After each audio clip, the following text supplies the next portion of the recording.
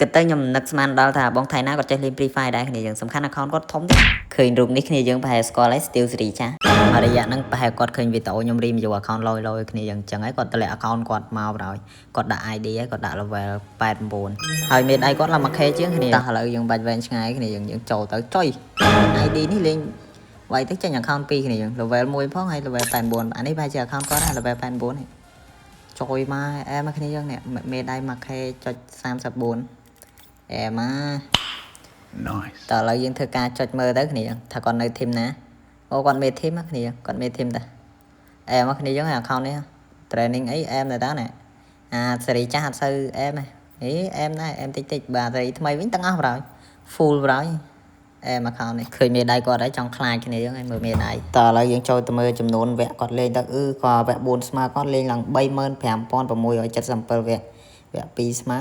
អូយច្រើនណាស់គ្នាយើងអើយនេះបានឡើងតាមទឹកដៃគ្នាអានេះគេលេងឡើងបាទ account ខ្ញុំរីមយូរមុនដឹងវាឡើងតាមណាទេល្បែ100ហើយខ្ញុំឆ្ងល់ account នេះមួយទៀតគ្នា account ហ្នឹងតោងគេល្បីនេះគេវាយ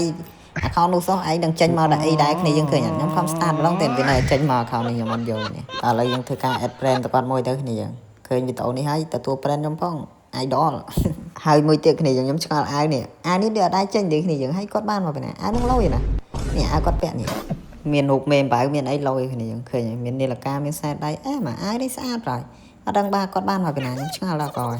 ឬមួយក៏វាធ្លាប់ចេញតែខ្ញុំអត់បានមើលអញ្ចឹងគ្នាយើងខ្ញុំកុំភ្លេច comment ប្រាប់ខ្ញុំម្នាក់មួយមកតែអាវហ្នឹងធ្លាប់ចេញអត់ធ្វើយើងតែបើតាមខ្ញុំលេងរហូតតែអត់ខ្ញុំអ្នកចាប់ event ម្នាក់ដែរគ្នាយើងគួរដឹងស្រាប់ហើយតែអត់ដែរឃើញវាចេញសោះអាវហ្នឹងហើយខ្ញុំចង់ប្រាប់អ្នកទាំងអស់គ្នាថាវីដេអូនេះវាអត់សូវតំណងដូចវីដេអូខ្ញុំធ្វើមុនគ្នាព្រោះខ្ញុំដូរកម្មវិធីកាត់ត